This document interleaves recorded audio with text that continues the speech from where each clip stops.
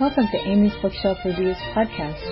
Sit back and listen to interviews, discussion about books, and anything else literary. There's always something or someone new on the show. Good evening, listeners. I'm Amy, and welcome to Amy's Bookshelf Reviews podcast. Today we're joined by an author. Please introduce yourself and let the audience know how they can connect with you. Yeah, hi, my name's Robert Plant, and I'm an independent author, and everyone can reach me at my website, robertplantwrites.com. Great. And that information will also be in the description of this episode. And we should let the audience know that if they've read anything about the short story contest that I had, that you were one of the winners. So congratulations there. Thank you very much for participating. I try to get more authors to participate every year, get them out of their own little, their little world of their fixed genres and stuff like that. I think it helps expand people, and I like to do that for people. So which book are you talking about today? Well, I'd love to talk about my newest book, Dark Matter, and it's a compilation of short stories that I just released last month on September 17th. Congratulations. Yeah, thank you. And actually, one of the short stories that's in the anthology was submitted to your contest, and it's called Swarm. So definitely part of your contest and also part of my book too. So I'd like to thank you for running that contest as well. That was really fun, and it was great to be a part of. And once I saw that it was horror, I was like, well, I gotta get in on this one. Yeah, I don't normally write sci-fi.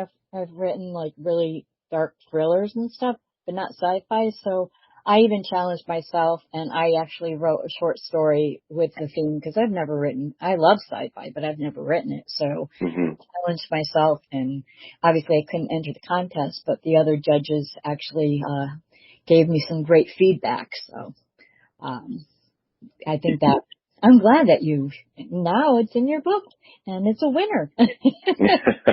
Yep, and I made sure to highlight that too in the book as well and give you a shout out as well. Okay, So well, thank you very much. I do appreciate that.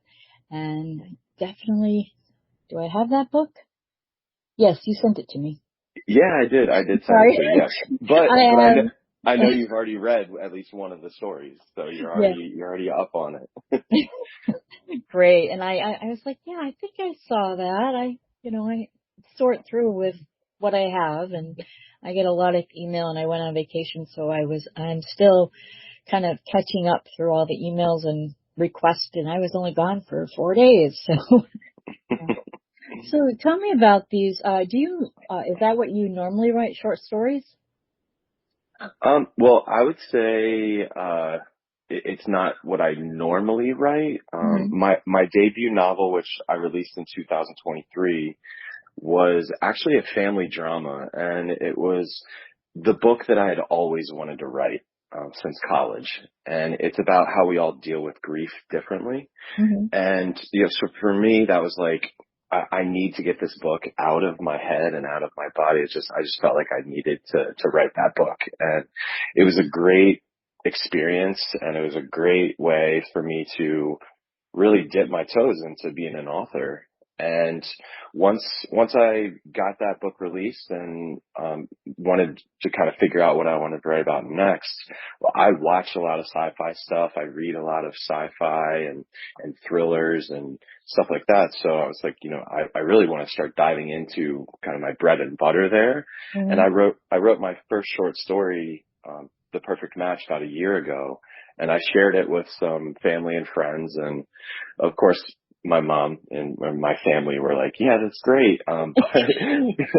But some people that I know that are very critical and would tell me the truth. Some really good friends of mine were like, hey, this is pretty good. I think you're onto something. So I was like, all right, I'm going to run with this. And I'm really glad that I did, because I love the outcome and I loved writing these stories. It was a ton of fun. Yeah, I must say, writing it's a lot of fun. You take yourself into that world, and it's just, I've been writing all my life, but when I was a kid, it was, those dark tortured poetry and a lot of short stories that were, kind of had hokey endings, but I didn't care. But as I got older, I wrote my first novel in 2004 and it was published the following year. And I wasn't planning on making it a novel. I was just thinking, I'll get back into writing short stories again.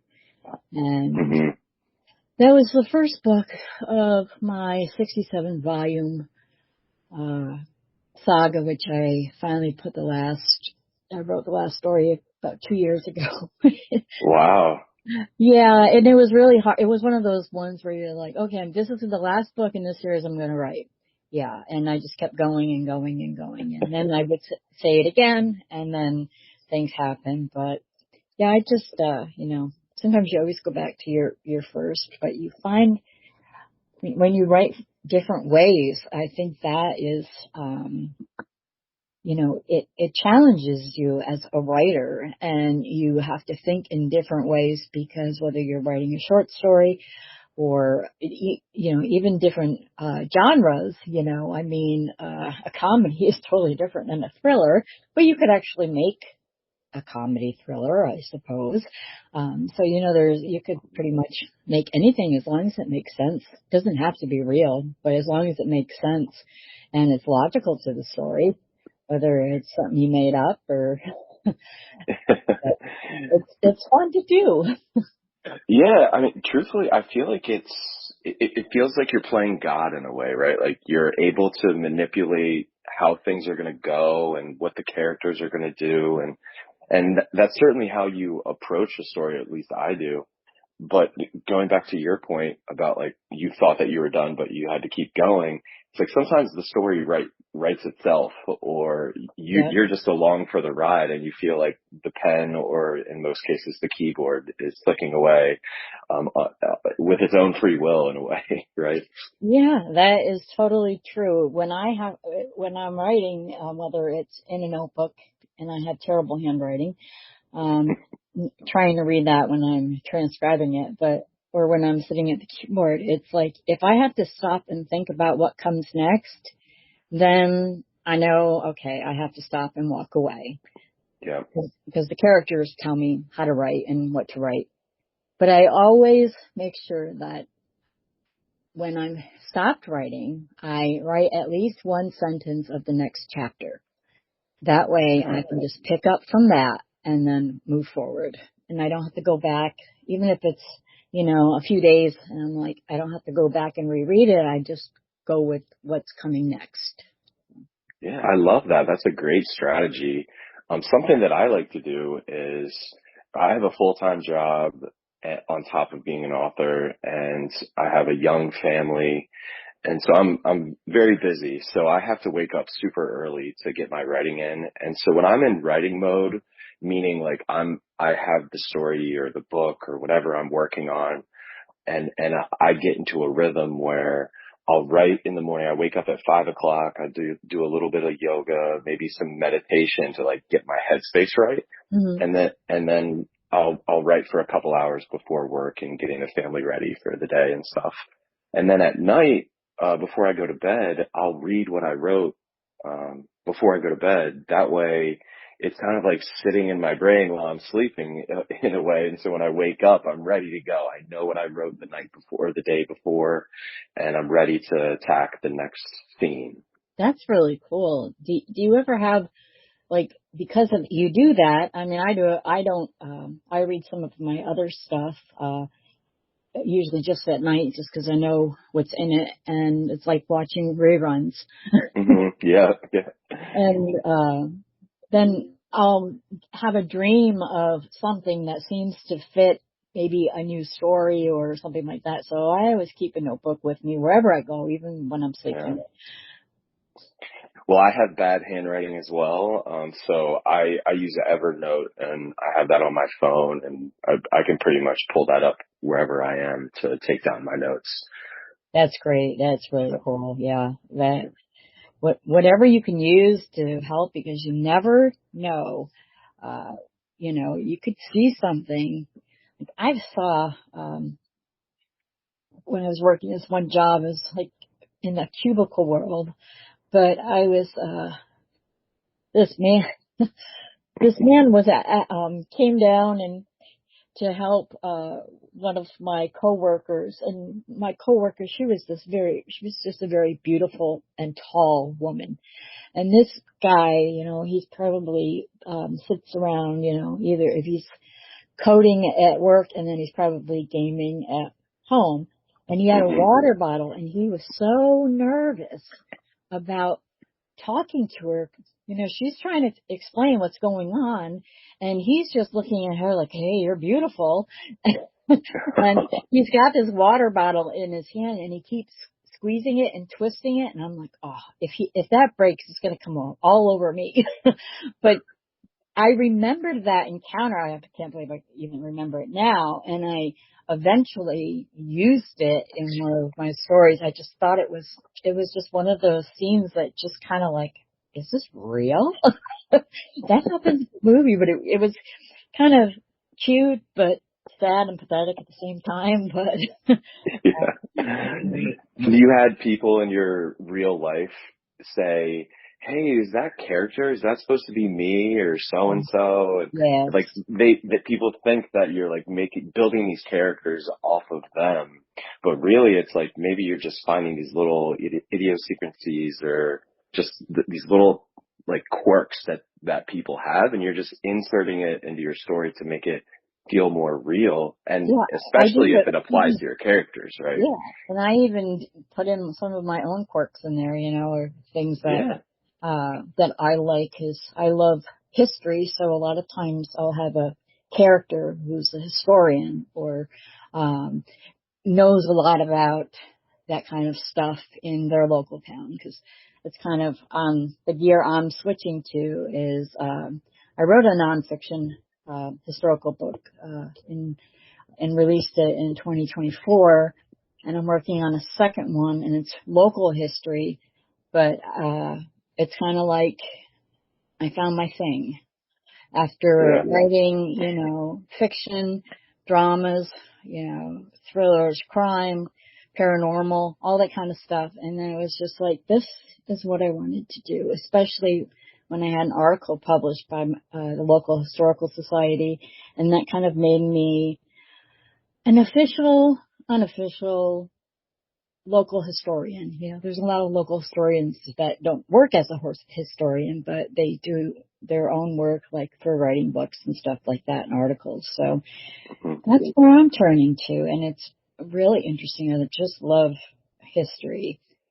And I wrote I wrote a children's book, and kids liked it. So yeah, no, that's fun. That's great. I had so much respect for people who write like historical fiction, even because there's so much research that's involved. I have an aunt who actually is an author as well. Her name's Rita Gerlach, and so we connect all the time about our writing and stuff, and just the amount of research that she has to do for any of her books is astounding to me. And I'm like, I just like making up my own stuff, but you like make your own stuff up off of real life and real facts and real history. And I just think that that's so cool. I have a lot of respect for that. Yeah, it is a lot of work. And I only thought about it after I wrote a short story, about my hometown, and it was a paranormal one, but I wanted the main character, she could speak to ghosts, but she was also a historian, so I had to do some research so she sounded credible. And it was, once I finished it, that book, I was looking at all the research I had, and I'm like, I can write a nonfiction book about all this research. And that just kind of, it was like my inspiration to continue to do it. And now I'm trying to do it in a different way, because I don't want it to sound like a textbook. But I want to honor people. I want to honor those people that, people forget. Just because somebody lived 200 years ago doesn't mean you need to forget about them, because they're why you're here now. So. Yeah. Really, it's only a couple generations away if you think about it. Yeah, it's not, So, it's not that far. I mean, my grandmother lived to be 101, and hmm I lost her a couple years ago, and she was my best friend. So we talked about everything, but she just knew stuff. And it was just, she could remember things when she was a little kid because she lived on her father and mother had a working farm, and her father also worked for GE. And, so he had to do two jobs. And then the wife, she had to be a farmer's wife, do all the chores, and take care of all the children. yeah, But yeah, it's like, people just kind of inspire you. So, yeah. who inspires you? For sure, my kids. Um, when I decided to write my novel, it's called Heartstrings.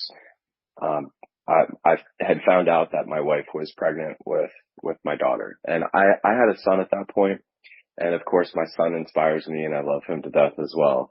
But going into being a father of a daughter, I was nervous about it, and it was like, oh, I want to be a good dad, and I want to make sure that I'm like a good example for her, and all that. And so that a lot of my first book has to do with the relationship between a father and a daughter.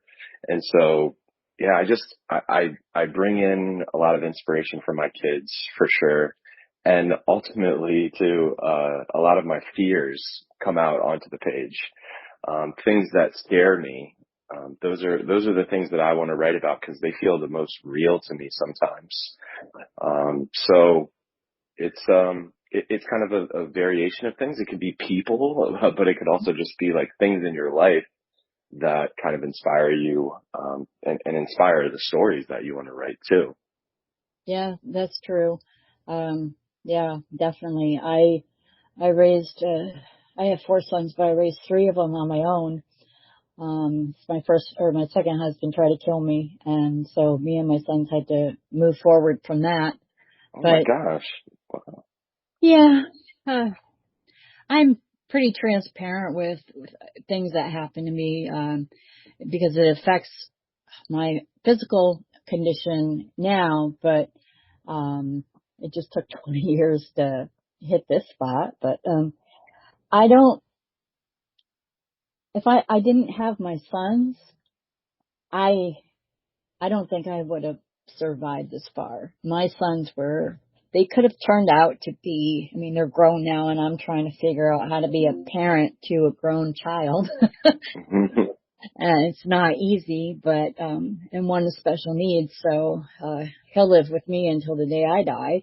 Um, but he has a twin brother that can always take care of him, but he knows so much, and I ask him all the time because I don't remember things like I used to. He's like my memory, and he also is, because of he's high functioning autistic, so he's very blunt about what he wants, what he thinks, and even if you disagree, you just let him say it.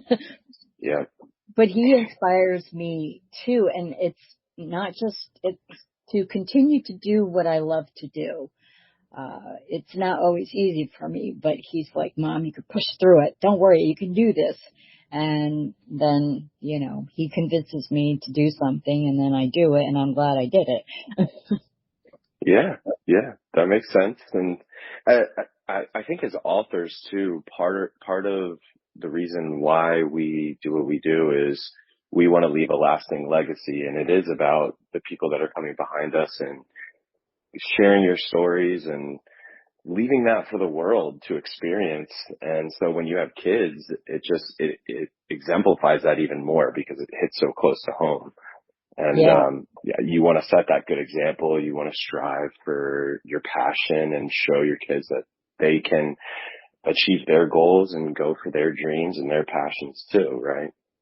exactly. And I'm just, uh, they, they could have turned out, bitter, and blame their childhood, but they didn't. The three sons that I raised, they actually like me. And, we're very close. And my oldest son, he's like his father. So, he only calls me when he wants something, but I've come to terms with that. But that's also, it adds for great, storytelling. I recently republished a book. I added some of my father's essays and poetry into it, and it's dedicated to him. He's in end-stage dementia right now, but I wanted a book, and the cover has pictures of me and him, and where his work, because it was just in a folder, like shoved in the back of a filing cabinet. And I found his stuff and I'm like, oh my goodness. I knew he was a writer, but never shared with anybody. And you just found it and you're like, oh, Yeah. you're going to publish it to kind of like help keep his legacy alive, right? Exactly. Yeah. Yeah. Very cool. Yeah.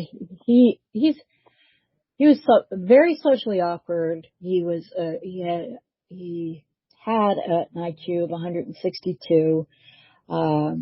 He was our version of Google. You needed something, if he didn't know it, he would go to the library and pull out regular books.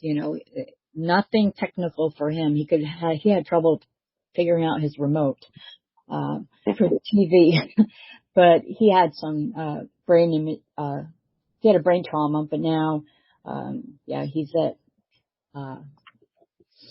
They're just kind of like, okay, when is he gonna, just stop? He keeps going, and he's not in there anymore, but his body's just stubborn, just like my dad was. Well, it sounds like you have a lot of interesting things going on in your life, and like you said, that makes for great storytelling. It is, and cool.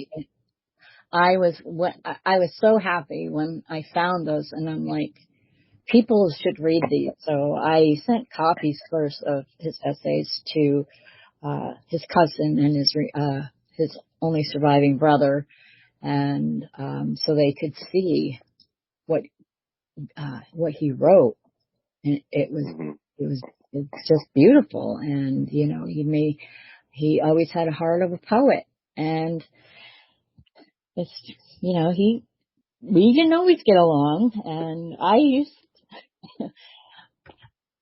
have a lot of stories when I was in my early writing career that the main character, if she was a female, she had daddy issues. Not like, daddy issues, but there was always some kind of strain between her and whoever the character was and her father, which was kind of like, that was the only kind of relationship I knew. So of a father and daughter. I just have sons. Yeah. And I'm not a father, and I've only been a daughter. So, but yeah, family. They can, and they don't even have to be, a little crazy or quirky. They can just be themselves, and everybody has their own, personal quirks and stuff like that. And family is, if you have it and you're friends with your family, I think that's excellent, because you can have family and then you could have family that are friends. Yeah. And for sure. So I try to at least maintain a good relationship with my sons, and I'm reconnecting with my dad's side of the family now that he's leaving. And I keep thinking, I'm like, wow, he would just love this. He would be sitting next to me, helping me with my book, because he knew everything. And did he ever ask you about like your real life experiences and putting them in the book. Cause here's a quick example with my first book, Heartstrings. I wrote the first couple of chapters in the first draft and I showed them to my wife and was like, hey, just kind of curious what you think. And, I left her alone to read them. And in this is not a spoiler at all, but in the first two chapters, the main character, his wife and son pass away. And so I come upstairs after a few minutes and she's just finishing reading and she is bawling her eyes out and she goes, you killed me and Robbie. How could you? I was like, no, it's not you. This isn't about you. And she's probably like, why now? I think she was mad at me for a few days and I was like, trust me, it's not about you guys. I've had characters where I've, if they're kind of based off of somebody, but, just who I would have in my head. And I don't just say, okay, this one character is definitely this person. I take, little pieces of different people, some strangers, because I love to people watch, and you find out so many interesting things. And then, you build a character with it. My dad read everything that I wrote, and which was, and the poetry book that I wrote and then I redid, I'd given my dad a copy of it. And whenever we went out, because it was paperback, he always had it folded and put it in his back pocket. And I'm like, wow, that was his way of telling me, because he didn't say, oh, this is awesome. He didn't say much. And my father likes, nonfiction books, but he read mine because I wrote them. So, but the poetry he absolutely loved. And then I got him his favorite, he loved Robert Burns, and, that was his favorite poet, where mine was Whitman, and we would have discussions just about that. And it was so interesting. So he's in my stories, whether he knew it or not. But he also inspired me to even write that book, because he had heart surgery and he had to go to PT, and I took him twice a week, and I didn't have anything to do for an hour. So I read and then I wrote. So I wrote the whole poetry book while he did his 6 months in PT. And that's why I thought, I would republish it with his stuff too, with adding his things in the front of the book. And I just made some minor changes, but these people, I think it's the discussions too, right? Like you were just saying, like having those conversations with him, and that's one of my favorite things about writing is after I write and publish something, somebody, a reader or a friend or family, somebody coming to me and asking me like, oh, like why did this character do that? And it's just, it's so fun to see something that you've created come to life and inspire somebody to have questions and, question their reality or their, human nature, whatever it might be. And to have those discussions, I think that's really what writing and reading is all about. Exactly. Is bringing up those topics and then being able to expand on them and grow ourselves as a community, right?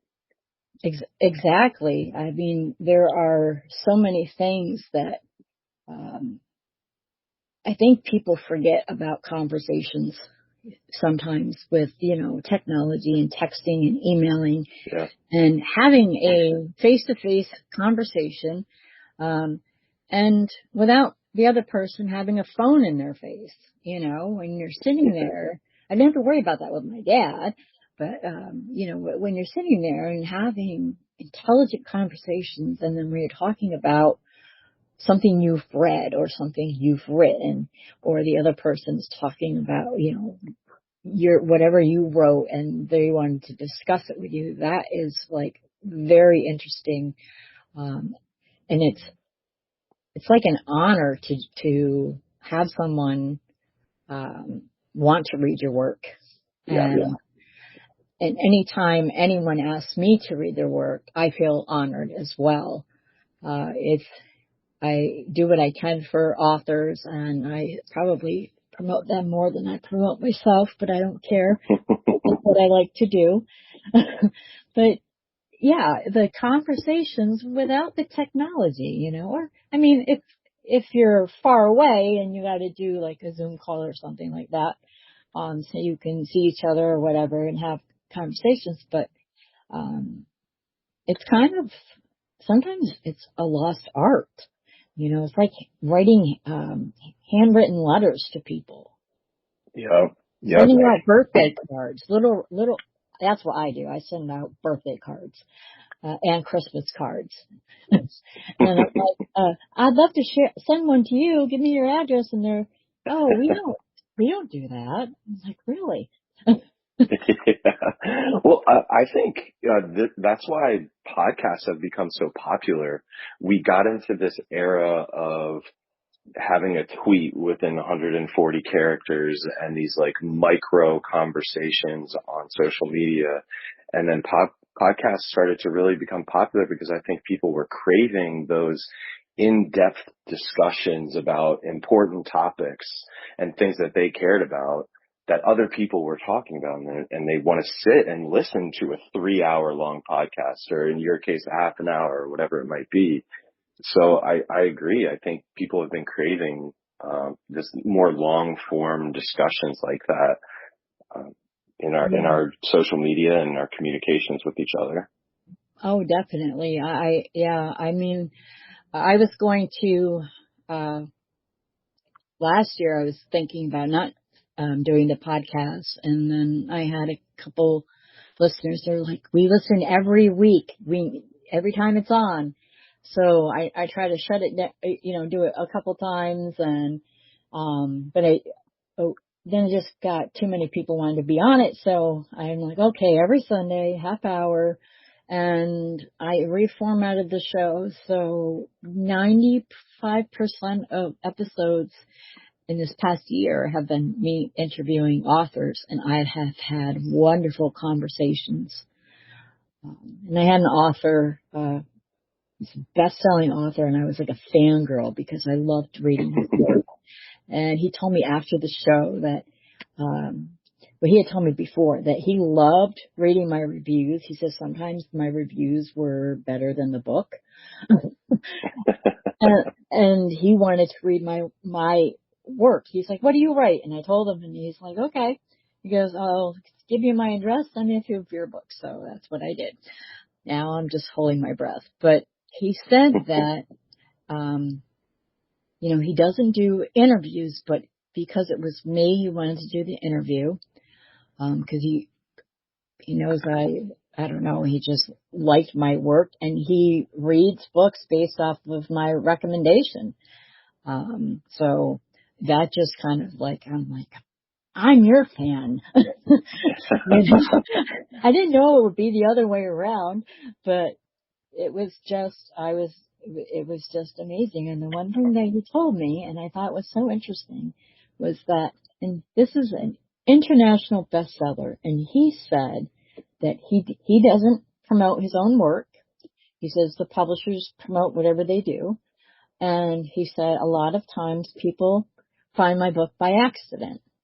And I went back to look at his profile page, and all of his books, they have different covers, but the color on them it's kind of like a cream and a white background, sometimes with some kind of design or figure, and bold red lettering for his name and the title of the book. And it didn't matter if it's in a different series, but it was like, well, yeah, the first time when I read one of his first books, I was like, that is what drew me to it. And kind of like he was his calling card, basically. Yeah, and he said that people just he's got 16 best-selling books, and he said when people tell him they found him by accident. I mean, I've gotten his work just because I have a relationship with his publisher, They send me his stuff. They send me a lot of people's stuff. And a few publishers do that. And spread word when I'm looking for authors of certain kind to either be on the show or, just kind of, be in my magazine or whatever. But, I'm really glad that, we met, and I wrote down the name of your first book so I can go buy it. Thanks. And if you have, and I wrote down, you said your aunt, Rita, I wrote down her name too, so I can look up her work as well. I like to find new things. Yeah, her name is Rita Gerlach. Her last name is spelled Gerlach. I highly recommend a book by her called Mercy's Refuge. And it's about this woman who is escaping England to come to the New World, as she travels over on what's that boat called? The Mayflower. And so it's like drawn from real life experience, and it's so cool how she like connects it to this story. Great. So, I got another author on my list to read.